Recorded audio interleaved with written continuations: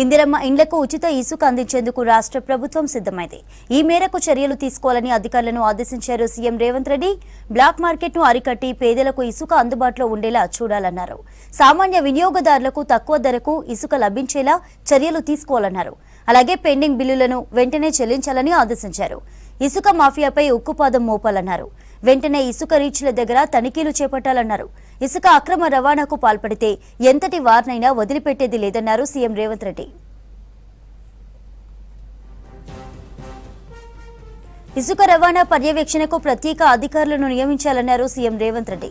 జిల్లాల వారీగా కలెక్టర్లు, ఎస్పీలకు బాధ్యతలు అప్పగించాలని ఆదేశించారు. హైదరాబాద్ పరిసరాల్లో అక్రమ రవాణాను అడ్డుకునే బాధ్యత హైడ్రాకు అప్పగించాలన్నారు. ఇసుక అక్రమ రవాణాపై విజిలెన్స్, ఎన్ఫోర్స్మెంట్ నిఘా పెంచాలన్నారు. ఇసుక రీచ్ల దగ్గర 360 డిగ్రీల కెమెరాలు, సోలార్ లైట్స్ ఏర్పాటు చేయాలని ఆదేశించారు. ఇసుక స్టాక్ యార్డుల దగ్గర ఫెన్సింగ్ తో పాటు ఎంట్రీ, ఎగ్జిట్లు ఏర్పాటు చేయాలని సూచించారు.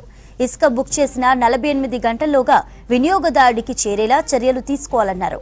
వినియోగదారుల సమస్యల పరిష్కారానికి ప్రత్యేక పోర్టల్ ఏర్పాటు చేయాలన్నారు సీఎం రేవంత్ రెడ్డి.